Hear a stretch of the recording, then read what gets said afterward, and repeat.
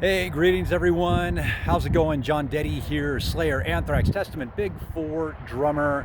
I'm actually out on the road today traveling. I'm in Arizona. Just pulled off at a rest stop here. I promised you guys I would get you Tuesday tips, and certainly today's not an exception. However, not behind the kit, so it's a little more of a, I guess we'll call it a classroom style today. But what I wanted to touch on today for today's tip is something I touched on a couple weeks ago, and that was if some of you may have caught the tip where I was talking about playing along to your favorite song and using that as a form of practice to increase what I referred, what I was talking about, intensity. And I'm going to take that even a step further and talk about what I do in addition to playing exercises on the drums and just drumming in general. And I've also talked about this in the past as well. And it's much like an athlete treats their sport, right? And where I'm going with all of this, by the way, is speed, endurance, power, stamina. Because a lot of guys are asking me, dude, I'm plateauing. I can't, it seems like I can get this fast, or I can only go so far. I can't get further. What can I do to increase my speed, stamina, power? Well, intensity is one. So in addition to that, talking about an athlete, I'm just going to think of an example. A football player. Let's say a quarterback, right? Everybody knows what a quarterback. So a quarterback, in addition to throwing a ball all day or doing their drills, right? What else are they doing to make sure that they can be the best and throw the farthest? Are they just throwing a football? Is that all they're doing? Or are they in the gym doing some sort of weight training workout? Are they doing some sort of sprinting? Also, what's going down the hatch? What are they eating? Now, again, a professional athlete, they're top of their game, and everything that they do is going to be more extreme. But success leaves clues. And if we apply that to drumming, especially this style of drumming, right?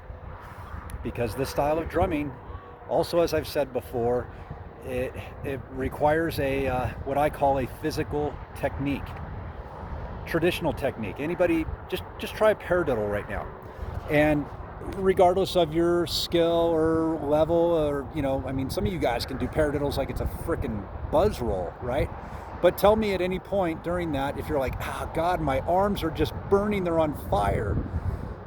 Most likely not. Maybe some of you, but most likely not. And if you fail on that paradiddle, right, it's more of a traditional technique. Your brain's still trying to figure out right, left, left at a speed. And but that said, those of you that are trying to do a double bass pattern that's challenging for you, right, at a BPM speed that's challenging for you, it can be your brain trying to go right, left at a fast tempo. But what most of you will tell me, and I say the same thing as well, it's not like, oh, I'm trying to figure this out. It's, owie, the burn. That burn that's like right at the top of our foot going up into our shin. That's how we're trying to do 200 BPMs for an extended period of time. We're starting to fatigue. We're starting to fail because there's a physical technique physical technique that's involved here. So that said, what can we do to enhance our physical technique? And one of the things that I've always employed is trying to do some sort of weight training program or exercise program outside of the drum room. And so even here today, I'm at a rest stop. I'm in Arizona today. I've been traveling. I was in LA yesterday. I'm in Arizona today. I've just pulled off the side. Look at this awesome view right here. Nice little area right off the 40. And here, I'm going to show you right now. Check out what I'm going to do. Walk with me, people. Walk with me. I'm going to come right over here.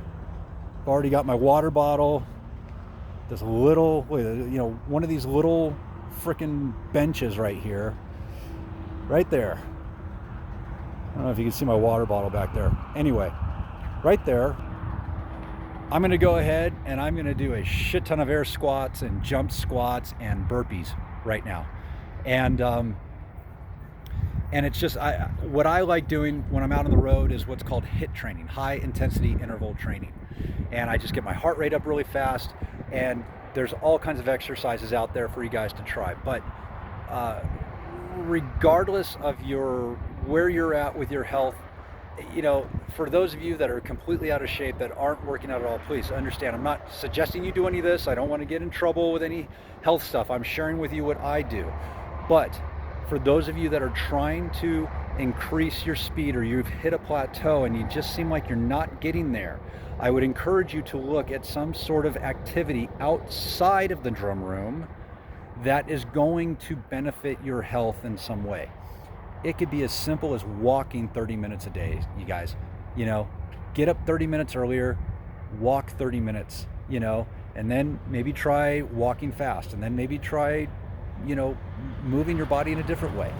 It's good. I'm just telling you right now, those little things are what's really going to pay off. And again, if you're plateauing, that's where it's going to make the difference. So again, that's what I would suggest.